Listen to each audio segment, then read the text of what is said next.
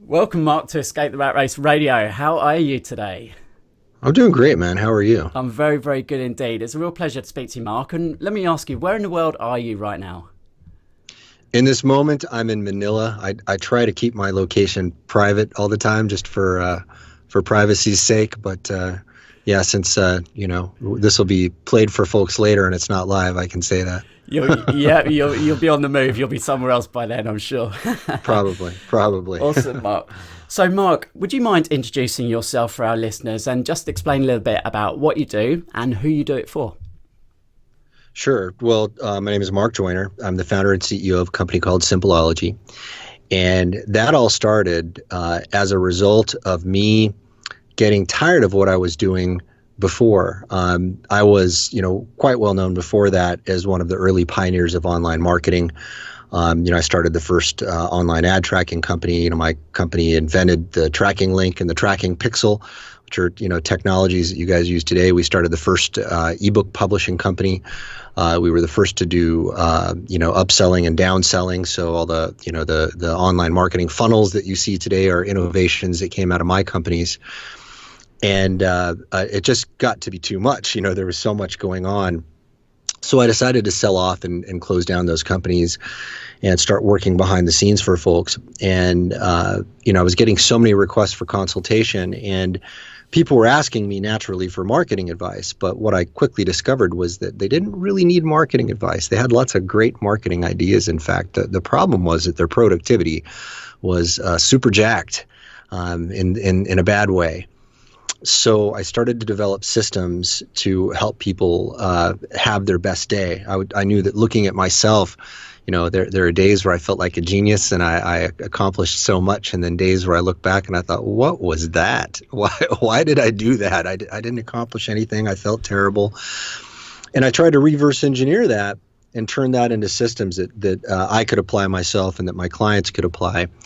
And then I was getting so many requests from people. Literally I would get hundreds of emails a day. This is back in the early days of online marketing, and people didn't have many people to go to. I was one of the ones that they were going to, and I had to figure out a way to turn this into a mass consumption product, because I don't like to not help people. If somebody writes to me with a question and a problem, it bugs me if I can't help them out. So I said, hey, look, let's turn this into a system that anybody could log into and start fixing their productivity. And since then, it's blossomed into the business that it is now. It's been going for over 10 years. We have over 1 million registered users. And almost all of that's through word of mouth. It's from people, like yourself, who was a Simpleology user from back in the early days, going around telling people, hey, man, this is changing my life. You got to check it out. So it's been quite a fun and gratifying business to run, that's for sure. Yeah, no, that's awesome. And yeah, we did have a brief chat just now, and I said that I was pretty much logged on to Simpleology back in the early days when the apps didn't exist, and literally I was printing off the dream catcher and putting it into a folder and using that every morning. And you touched on it there, but you're often referred to, you really are a true pioneer of the internet marketing scene. And I was doing my research, I saw that you had some influence, shall I say, on Russell Brunson when he was starting out, and I'm sure you've influenced many other of the big names out there. Where did it all begin for you, Mark? Where did your interest in the internet, and was there a point where you sort of really had a light bulb moment and you thought, hey, this is just the tip of the iceberg here with what's going to happen? Well, it's interesting. Russell is such an extraordinary guy. I certainly can't take credit for his success. I did happen to be his first mentor, and he speaks, kindly of me, and I appreciate that very much. But that guy's a juggernaut. And, I am fortunate to have been able to influence a lot of the people that are known as the online marketing gurus of today. Because they, were coming to me because, my company was one of the first ones to figure it out. When I really understood what we were sitting on at the time happened sometime probably around the mid-90s. I'd been playing around with online marketing in the early 90s, even before the internet was big. We had these systems called bulletin board systems. And before that, my uncle used to work for the Department of Defense, and he even had access to an ARPANET machine, which was one of these old teletype machines. that was connected to these big old earmuff modems back in the day, and we'd play games on it. We would type in, it would type out on a sheet of paper and say, "You are standing in front of a cave. What do you do?" Then you would type your instructions back, and it would send it, and you'd wait for 10 minutes for a reply. And when it came back, it was the most exciting thing you could imagine. Oh my God, I'm talking to a computer somewhere else, right? But now, of course, everything's a lot faster. In the 90s, with the bulletin board stuff, I started selling products there. And then when the internet started catching on, even before we had secure transactions, I was doing business then. When it really started to kick into my mind that something significant was happening here, I'll give you one of the big aha moments. So another friend of mine who was also an online pioneer, but came to me for stuff that he didn't know yet, was a gentleman named Joe Vitale. You guys might know him from The Secret and a lot of other things. He's turned into just an enormous superstar now. It took me 2 years to convince him to do an ebook deal because, he was convinced that nobody was really going to be interested in ebooks. Finally, after 2 years, we e-published one of his out-of-print books called Hypnotic Writing. And I told him, I said, "Dude, why are you throwing this away? This is such a fantastic little book." And the first day we made him $50,000. And the excitement in his voice when he called me that day, it suddenly kind of kicked in. I was like, damn, I know that we're onto something big here, but this is, to hear him speak like this, that just it really infused me with some passion. So from that point forward, we really started getting serious about innovating new things. Yeah. Oh wow. Yeah. Just talking of Joe Vitale there, it brings back all the memories, those early memories for me, and that excitement when I was with my two buddies. We were just kind of having our eyes open to entrepreneurship and the online world. Yeah. And I'm actually trying to get Joe on the show real soon, so it'd be fantastic to get him on as well. But a lot of our listeners, Mark, maybe for them now is that time. And they are just having their eyes open to what's possible now. And when people think about escaping the rat race and creating a business, it's very different probably from how it was back then in terms of the opportunities available. And I was just with some friends at the weekend, and they're young children, kind of 6 years old. They want to be YouTube sensations. That's now the dream of the young children when they grow up. Crazy, right? Yeah, it's unfathomable. But for our listeners now, Mark, a lot of them are aspiring entrepreneurs who are at the early stages. I'd love to hear what your definition of a real true entrepreneur is. To me, it's an attitude, it's a spirit. There's the dictionary definition of an entrepreneur, which is basically somebody who starts a business. More or less. You're going to hear people argue about the different nuance of all that, and it doesn't really matter. But the word to me is about somebody who is you can see a problem and find a solution to that problem that other people are not thinking of, and find a way of solving that problem that can generate some revenue. And if you just look at the world in that way, and you shut down all of the naysaying voices in your mind, all of the relatives that that tell you, you can't do that, you need to go get a regular job, you need to do this, you need to do that. You got to ignore all that stuff and listen to your own instincts and trust your own mind. An entrepreneur, I think a good entrepreneur, trusts their own mind. And I'm re-emphasizing that because that is one of the most fundamentally important things, not just in entrepreneurship, but just in life in general. And we're under so much pressure these days, especially, politically and sociologically. We're being manipulated in so many different directions. There's so many people with agendas that want us to behave a certain way, that want us to think a certain way. And we'll be shamed for thinking our own thoughts. And the person who experiences that more than anyone is the entrepreneur. They are going to get shamed by family members, by friends, by jealous people who don't want them to succeed. And I hate to say that, I don't want to be negative, but that's just the landscape. It's what it is, you know. And there's this thing called the Stockdale Paradox. Admiral Stockdale said that the ideal way to go through life is to have a combination of optimism and realism. And he could speak very authoritatively about this because he was a prisoner of war in charge of a group of other POWs. And he observed very consistently that those who had that paradoxical combination of psychological traits tended to be the ones who would come back with their sanity intact. And entrepreneurs are under that kind of stress, right? So we need to be very, very clear about the challenges that we're facing as entrepreneurs. Be optimistic about it. Undoubtedly be optimistic about it. I'm a diehard optimist. I will never stop being an optimist while there is breath in my lungs. But I will also look at the reality that is in front of my face. And the reality in front of the face of every entrepreneur is that they are going to face a lot of challenges. Yes, it's easier now for entrepreneurs than it was in almost every respect. However, it's also harder in some ways. I'll give you one more anecdote. I know this is kind of a roundabout way of answering your question, but I think all of this is apropos and important. So, you spoke of me, in my pioneering role back in the early days. So I was also probably one of the first people to get trolled by masses of people online. Back in the 90s, I remember one particular occasion where it happened to me the first time.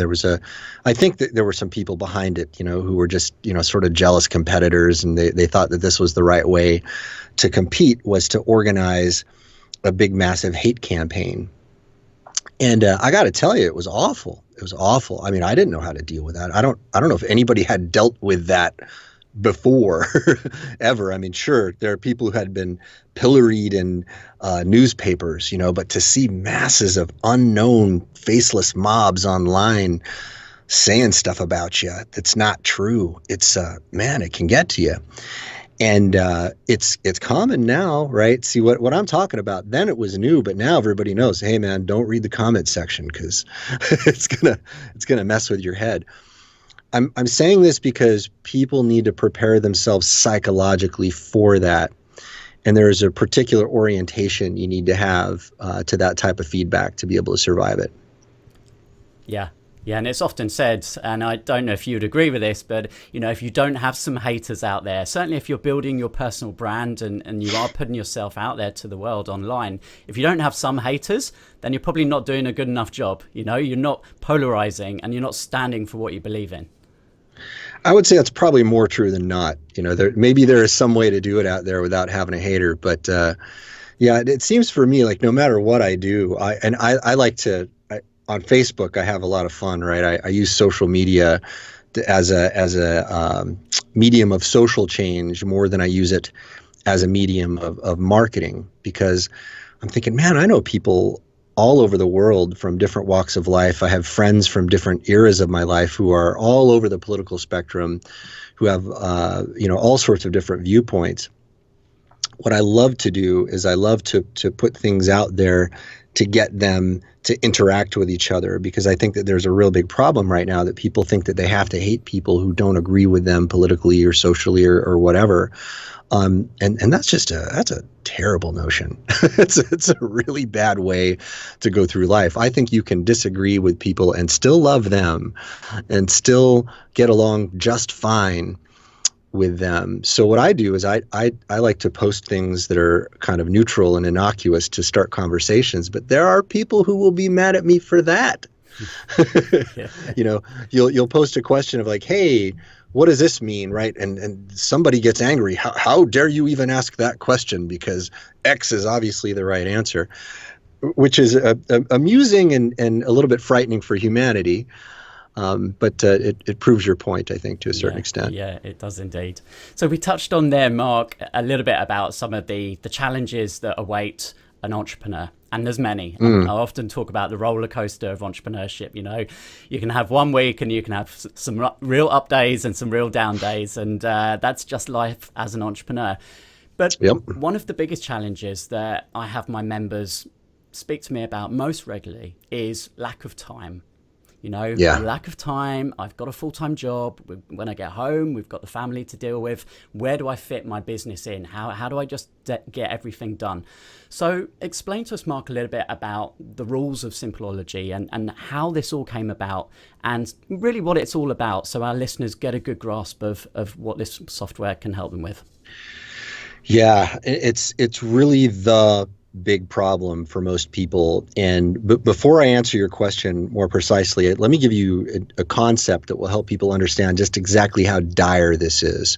So there's something we talk about in Simpleology that I call the complexity gap.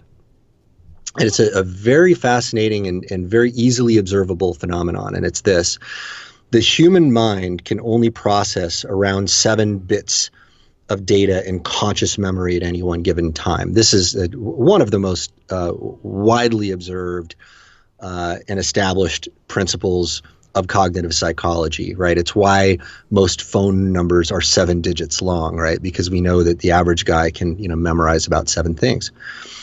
Now there are outliers, by the way. Some can do, a few less or a few more. That's why they call it the magic number 7 plus or minus 2. And this is in relation to this paper that came out in the 70s, I believe, from Princeton University.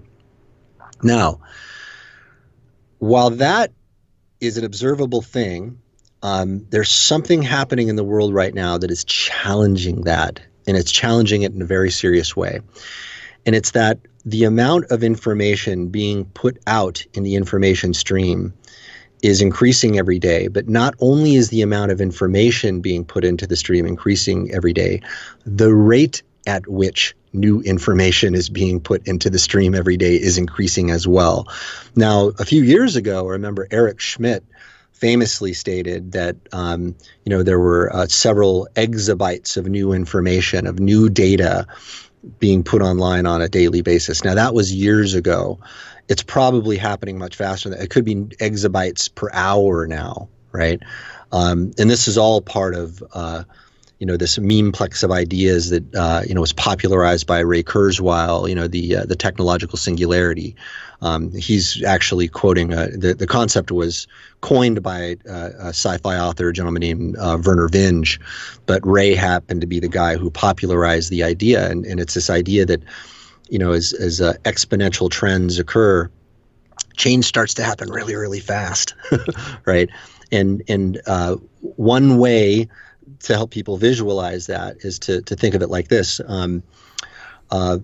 My dear old friend, the late, great Robert Anton Wilson, expressed it quite well. And he said the period of time between a paradigm-shifting discovery or invention will have itself throughout time. So I'm going to botch the actual specifics here pretty badly, but if you imagine the discovery of fire, and then maybe 50,000 years later it was the wheel, and then 25,000 years later the bronze, 12,500, so on and so forth. I'm sure that's all wrong, right, in my timeline there, but you get the notion, right? It's having itself.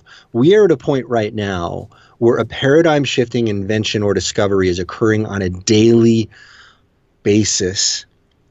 This is a big frickin' deal. And to me, the fact that this is not the primary topic of discussion in the news and in governments shows a lack of sanity because it's the thing that's going to change the world more than anything else.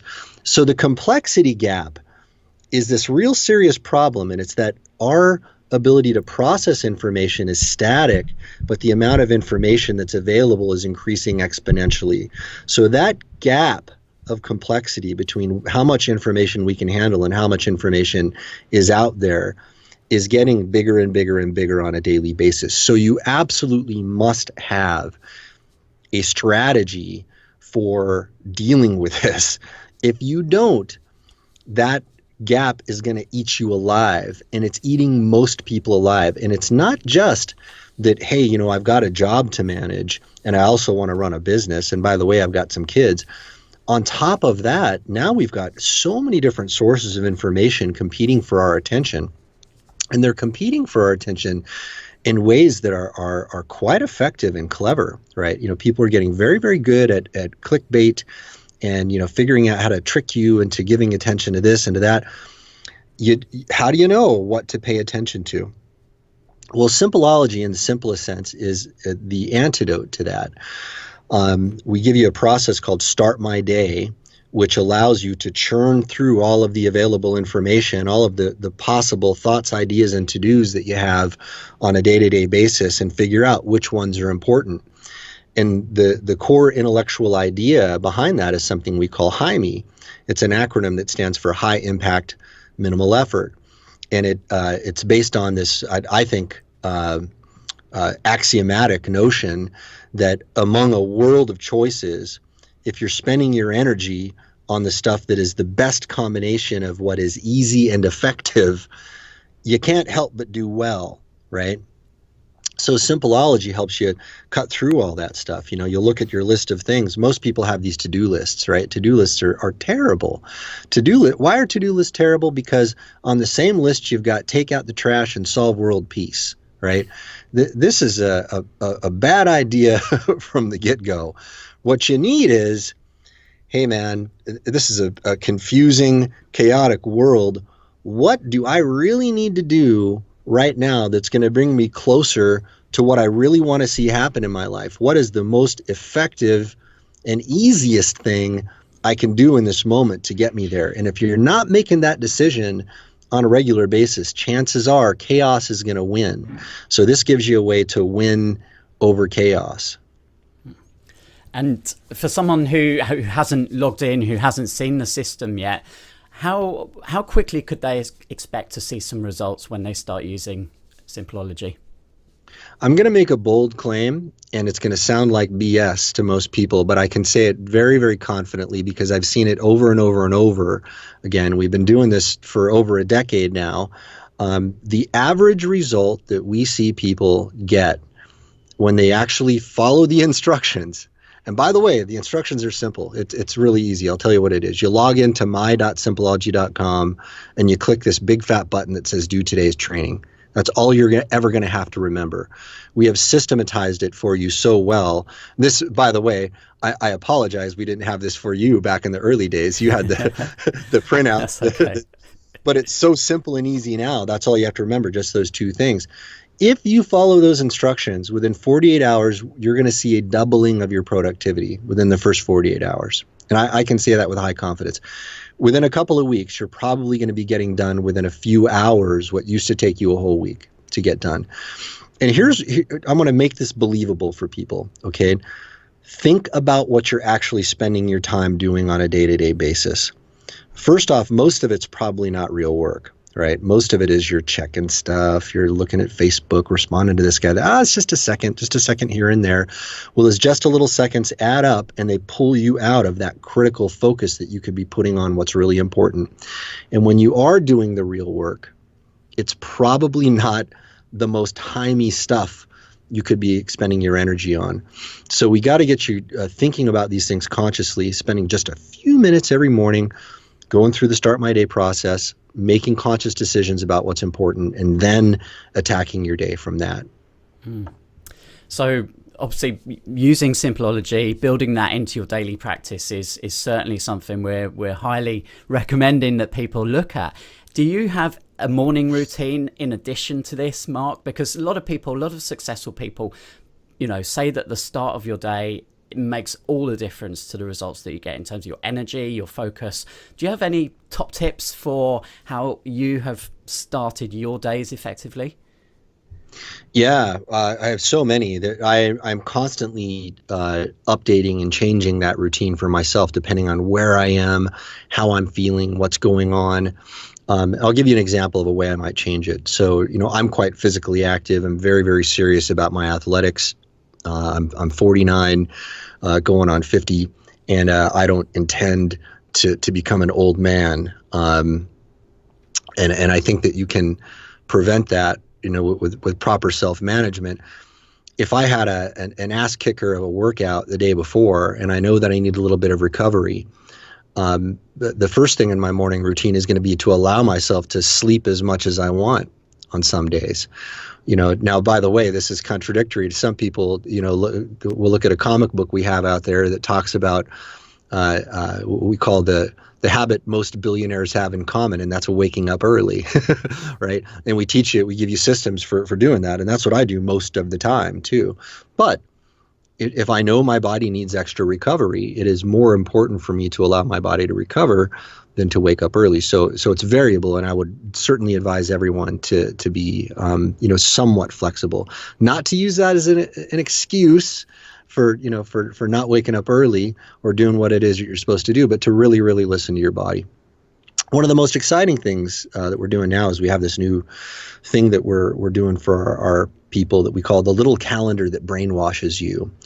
And I don't want to reveal what is in that little calendar. We like to keep it a bit of a mystery, but it's free plus shipping. In fact, we're launching the 2019 version tomorrow. In fact, I don't know when folks are going to see this. But it's a very simple little ritual that you do. The first thing in the morning, you open up the calendar, you do 3 little things. That's it. Takes you just a couple minutes. If that, maybe even 30 seconds, you could probably get it done. You put a little X on your calendar for that day, and then you get a little chain of these X's, and we tell you, don't break the chain. And over time, if you do that consistently, you're going to find all sorts of miraculous things happen. Your attitude gets better, your productivity goes up, your health improves, the way you interact with people improves. It's really just such a beautiful, elegant little system. Nice. So I'm going to have to grab the link from you for that, Mark, and make sure that I pop that in the show notes for everyone so they can easily click that and go and grab a copy. That sounds really cool. That's great. Appreciate that. Let's talk about procrastination. Now, procrastination, I would say it comes from either not being clear about what you have to do or not wanting to do the things that you need to do. What would you add to that, Mark? I think you're 100% right with both of those things that you just said. There are all sorts of interesting ways that we can talk about this. Now, in the early version of Simpleology, there was one of the things that we talked about. It was the 5th law of Simpleology, and that's the inevitability of action and reaction. And it's kind of it's a bit of it's a way to mess with your mind a little bit. And I'll mess with everyone's mind by putting it this way. What if procrastination doesn't actually exist, right? If you think of it this way, you can agree to this hypothesis because you're always doing something. You're always doing something, right? We say, I'm procrastinating, I'm not doing anything. Well, no, that's not true.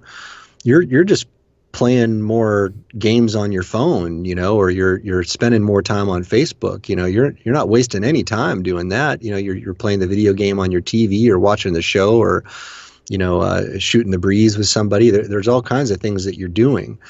So the inevitability of action and reaction helps people become aware that they're always doing things and that there is always a consequence.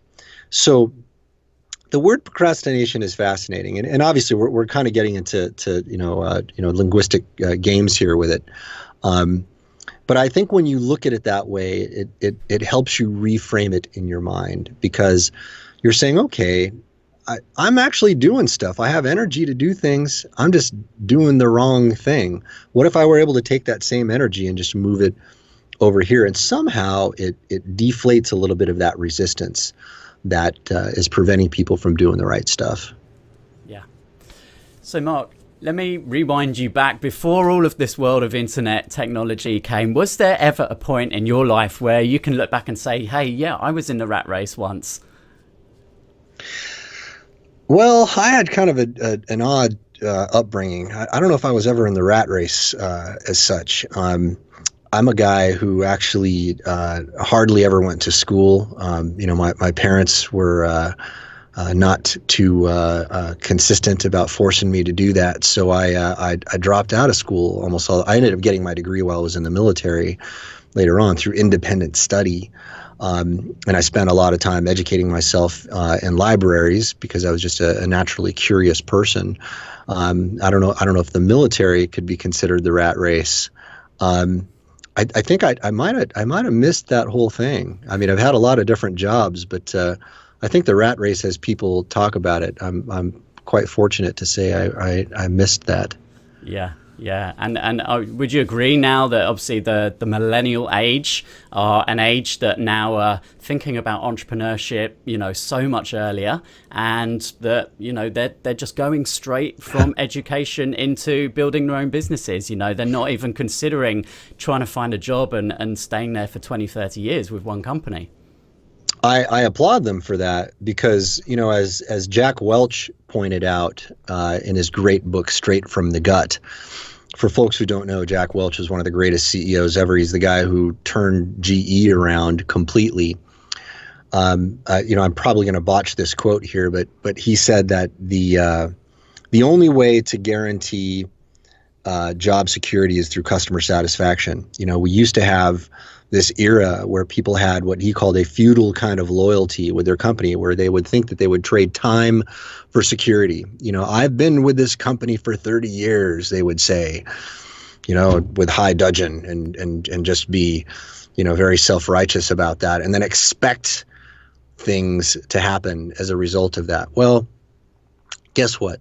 The time that you spent doesn't equate to anything, right? And in fact, if you think like that, your company's going to fail and they're not going to be able to pay your pension anyway, right? So people are starting to understand, hey, wait a minute, that lie that we were sold that the big company is going to take care of you for your whole life, it's just not true anymore. So I certainly applaud all of those kids who are getting out of school and becoming entrepreneurs. What I would say is maybe they don't even have to go to school. And I'm going to say this for a number of reasons. Okay, if formal education were what I thought it was when I was a young man, if it were what it could be for humanity, I would not advise people to not go to school. I would be like, man, go to school, get your full education.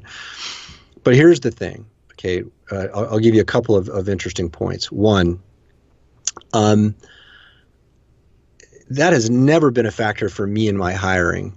Okay, having hired hundreds of people, I quickly learned that it just doesn't matter. In fact, some of the most highly educated people I've hired have been some of the worst hires. So that's one thing. I've had PhDs that were just atrociously bad. I hate to say, I'm not going to say names. I've hired many, so I could keep it vague enough here. But some of them have been really terrible, and that's because they've been mistrained. They don't know what's important. If you think that getting a mark on a sheet of paper is what's important in life, you are in for some rude awakenings, my friend, because life is going to hand you some a big dose of reality, and is going to say, hey, what actually matters is something else completely. What really matters is how do you solve problems? How much energy do you have? How do you manage this complexity gap that we were talking about? How productive can you make yourself? How easy are you to work with as a person? And I don't think people are learning a lot of that in a lot of formal education these days. And on top of this, formal education is actually, it's debilitating people in many respects as well. There is there is a bit of a sociological agenda that's being crammed down a lot of kids' throats these days in formal education. And we are infantilizing kids in a lot of these schools. There are some very famous videos from, I believe it was Yale, where there was this, amazing professor who was expressing a Herculean level of patience in dealing with a bunch of spoiled, entitled brats who were crying at him because of some memo he put out about, Halloween costumes. And he was trying to have a rational discussion with these kids, and they were crying and screaming, and no matter how cool and chill this guy tried to be, they were making him the villain and the bad guy. That particular video, I don't think is too unusual about the kind of thing that happens on university campuses these days. So, we're teaching these kids to be entitled. We're teaching them, that, hey, there's all this unfairness in the world, but we're not equipping them with dealing with the unfairness, right? We're getting them angry about things that cannot really be solved with anger, right? When what we really need to be teaching these kids is self-reliance, how to be good, productive citizens that are cooperating with other people, that are contributing to society, that are adding things. But what we're teaching them is that they are entitled to all kinds of stuff, right? And that they need to rail against these horrible, horrible people who made this awful world that they were born into. When in fact, there's a lot of wonderful stuff about the world that we're in right now. Yes, it's true that the older generation has messed a lot of things up, and there are things that we need to correct for sure. But I don't think the educational system, I hate to say it, is where these answers are coming from. I think the answers are going to come from independent entrepreneurs. And I'll say one more thing about this to make people exceedingly aware. This is going to get a little bit heavy, and this is probably a little heavier than you want to go. I know that you intend to fire people up with this podcast, and I'm all for that. But again, in the spirit of the Stockdale Paradox, there are certain realities that I feel I would be remiss not to mention. Along with everything that we've been talking about in terms of the complexity gap and singularity theory and all of that, there is a phenomenon that I want people to be palpably aware of, and that's this. Everything is getting smaller, faster, more powerful, cheaper, and more available. And that's everything, right? Now, it doesn't take too much brain power to look around and observe that this is the case, right? But what people are not getting is that when I say everything, I mean everything, including weapons technology. Okay. So how long is it going to take before the governments of the world no longer have a monopoly of power, right? So if everything is getting smaller, more powerful, cheaper, more available, how long will it be before the average guy can have access to a 3D printable weapon of mass destruction, right? We're not too far away from that right now at all. So what I'm trying to point out is that the very fabric of society is about to change in some really big ways. And I wrote a comic book about this a couple months ago, and I said that there is a war coming, and it's not what you think. And the war coming it's a war between fast-moving technology and slow-moving governments. So entrepreneurs are going to be filling these gaps because we are not going to be able to regulate the pace of technological change much longer. We're already struggling with it right now. We're totally struggling with it. If you look at the comedy show that you see when you watch governments talk about this stuff, they are so behind the times. If you watch the Mark Zuckerberg testimonies in front of Congress, half of these guys were not even sufficiently educated to even be in the same room to have that discussion, right? They really didn't know. So how can they possibly say that they can regulate these things that they can't understand? Add to that we're going to be getting into a phase here of artificial intelligence. I think it's tremendous human hubris to say that we are going to be able to control intelligence that is beyond our intelligence. And the singularity, by the way, one of the markers for it, for when the singularity is going to happen, is that point in time when computers can have as many flops, floating point operations per second, as the human brain. Now, I don't think that's the perfect measure to compare. I think there's a lot more going on in the human brain, and I don't think that the floating point operations per second of the human brain is necessarily the best gauge of how powerful the human brain is. But let's just use that as a baseline. As soon as artificial intelligence exceeds that point, you really think we're going to be able to control that stuff? I don't think so. I don't think so. Asimov had a great answer for that. He had the 3 laws of robotics, a wonderful first start, but I don't think it's going to be enough. So if you're an entrepreneur, you're exactly in the right place, because we're going to need you. The whole world is going to need you. We're going to need you to solve problems. And these are going to be big, serious problems, right? So, buckle yourself up. Expect to make a lot of money, but expect to do a lot of good service for humanity too. Yeah. Wow. I feel we could really open up a whole new conversation here in this direction. You're talking about the decentralization there of power with the governments. I mean, we're seeing that now in the financial system, aren't we? With obviously blockchain, and that's just one whole new area that's just opened up over the last few years. But I feel we've got a whole new conversation, maybe to revisit another day, Mark. If you'd care to come back sometime, I'd love to carry on that. And it's such a fascinating direction. But for today, I'd like to leave our listeners on one final question, and I always ask this, Mark, of our guests, and that's for anyone listening right now who are squashed up on a train, maybe on their way to work, they're on the subway or in a traffic jam, and they just know that their life wasn't meant for that. They know there's something much greater inside of them. They have that entrepreneurial itch, but something is holding them back. Most likely that something is fear. What would you like to say to them? Well,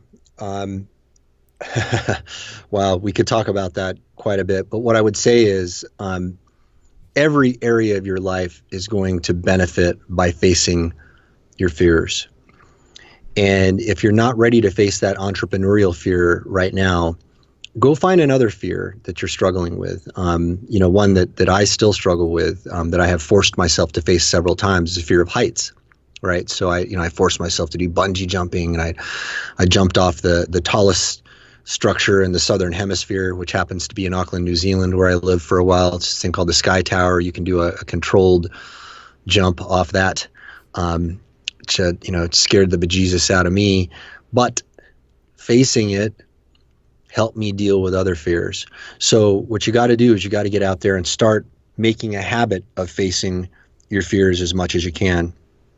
Ideally, it would be just, strapping yourself in and facing your entrepreneurial fear right now. Just get in there and face it. But you may need some baby steps to get ready for it. Now, another thing that you can do is you can get leverage on yourself. I'll give you an interesting metaphor here. Imagine that you were a parent and that you, truly, truly loved your spouse and your child, and that they were in a burning building. A lot of people can overcome that fear of burning to death because they love their spouse and their child so much. They will throw themselves into that burning building to save them. That's how passionate they are about saving that life. If you can find something that you are that passionate about, that is that important to you, it will quickly squelch that fear. All right. So this is what I'm talking about getting leverage. And it doesn't have to be, a big world changing thing. It would be nice if it were, because we need that in the world right now. But you can get selfish about this. Is there something that you really, really, really want? You wanted to be a musician for the longest time, or you were in the music business for the longest time. You lost passion for that, right? Some people have something that they want, and you can get as crass and as base about that as possible. If you're a young man and you're not doing too well with the ladies, if you're a straight man, and you really, really would like to meet a nice woman, you can start visualizing that every day. Hey man, me doing this 9-to-5 job, sitting on the train every day, wondering, what's going on with my life, not even having the guts to go talk to that beautiful girl on the train every day that I see. I got to change this whole thing. It would sure be awesome if I had enough money to transform myself to become this great person that woman would be delighted to talk to me to. I would love to transform myself to become that person. Entrepreneurship is a path to transforming yourself, because it can give you the money to give you access to things that you don't have access to. And also, the act of entrepreneurship changes you. It makes you a better person. In fact, I believe it was the great Brian Tracy who said, was it Brian Tracy or Og Mandino? I can't remember which one. Maybe it's a third one. I can't remember. But one of the self-help greats said, or maybe it was Jim Rohn. Yeah, you know what? In fact, it was Jim Rohn. He said, don't start a business because of the money that it's going to get you, okay? Start a business because of who you're going to become along the way. It is one of the greatest paths to self-development. Yeah. Wow. And leaving us on a Jim Rohn quote as well, because Jim was certainly the guy that kicked it all off for me. He opened my eyes up to this whole world, and still I call him my top mentor today. And on that note, Mark, I'd like to thank you so much for not only the influence that you've had on my life and career, but for the many, many thousands, if not millions around the world as well, that have read your books, that have used Simpleology and still follow you and admire the work that you do today. Thanks for the kind words, and thanks for having me here. I appreciate it. You're very welcome, Mark. I've really enjoyed our conversation today. Thanks for being an amazing guest on Escape the Rat Race Radio. I wish you all the best of luck for the rest of the year and beyond, and I look forward to our next conversation sometime soon. Likewise to all that.